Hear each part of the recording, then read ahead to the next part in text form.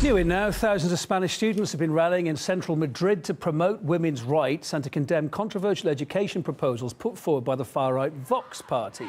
The demonstrators marched peacefully enough through the capital's busiest streets Friday. As you can kind of see, they chanted feminist slogans and carried banners denouncing the so-called parental pin.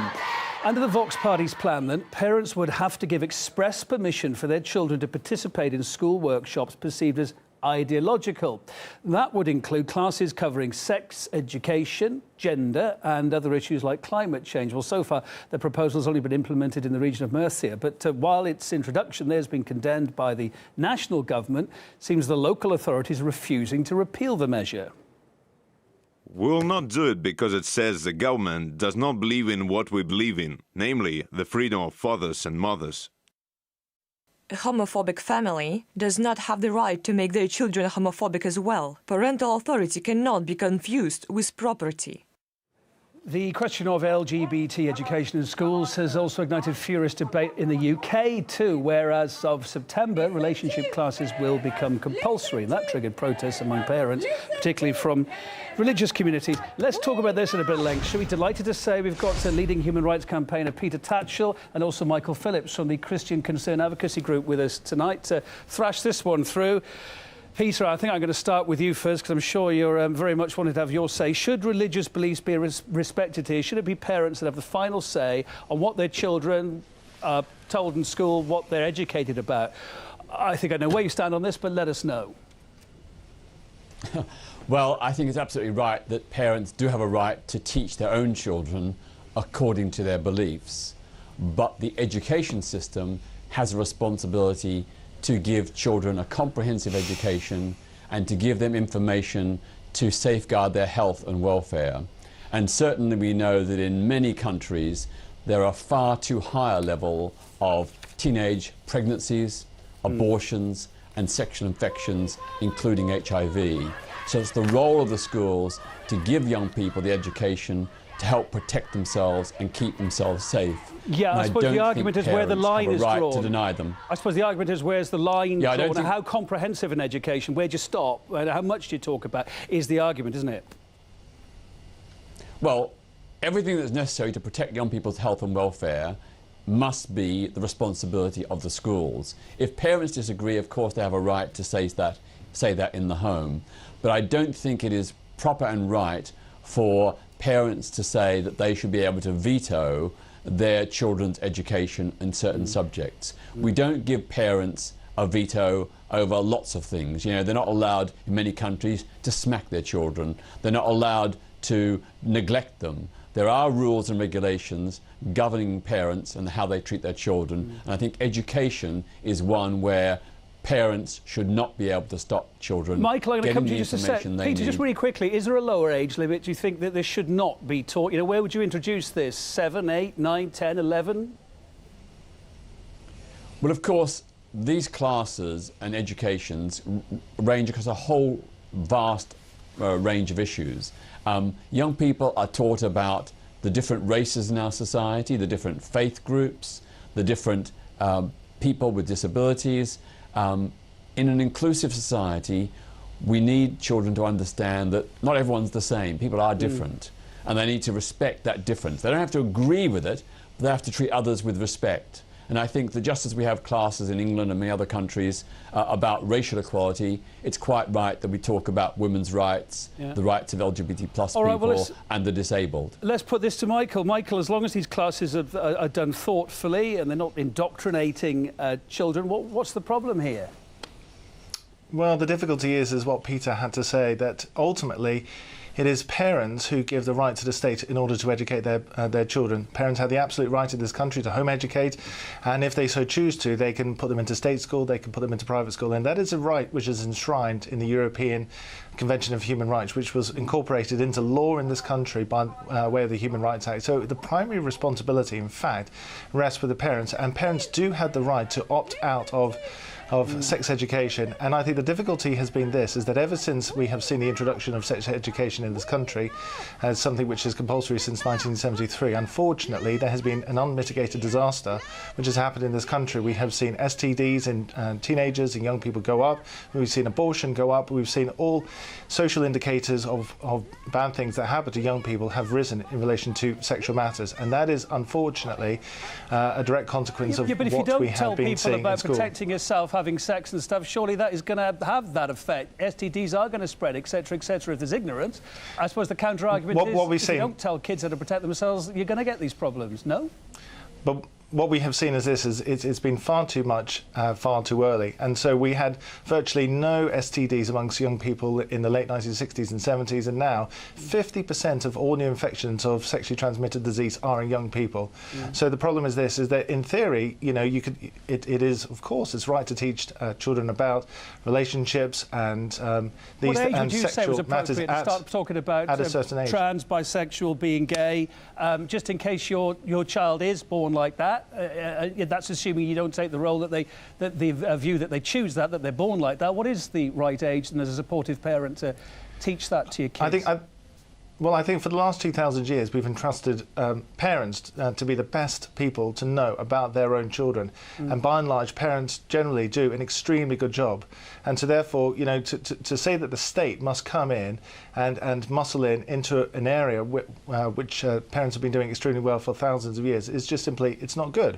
So what we need is that we need to have education, and we found, and in fact studies have shown, that the best form of relationship education and sex education is very often those programs which promote abstinence and waiting for the right person, waiting for the right relationship, which is ultimately what we would say is based upon Christian values of love for one another and loving other people more than ourselves. And in that way, when we do those things, then we create a good and a healthy society. If everybody obeyed or abided by what the Bible says in terms of sexual ethics, then the problems that we're seeing at the moment will almost certainly disappear.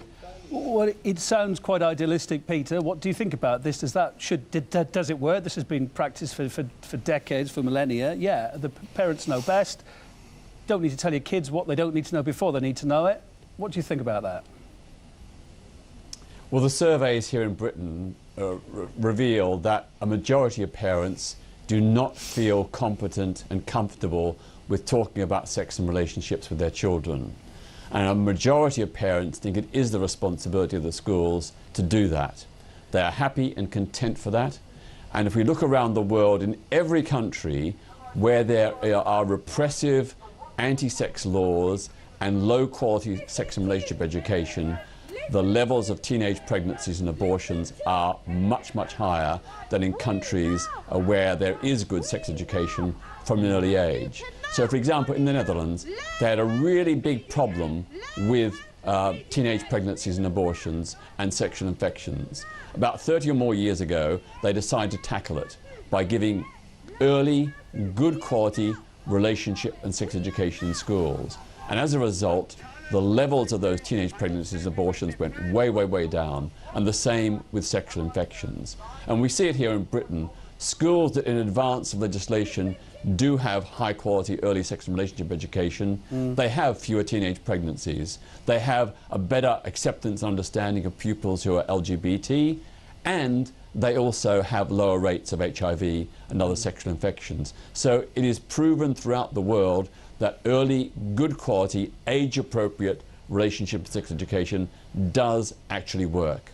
How are you going to argue against that then, Peter? And of course you could say this is the thin end of the wedge. If you've got parents that say, well, I don't want my children in school to be taught about sex education, there may be other areas of the curriculum they don't like either. Where they're going to draw the line? Maybe they don't want to be talked about science, maybe they don't, you know what I mean? Do you get it? I mean, where do you draw the line here? Is it the thin end of the wedge?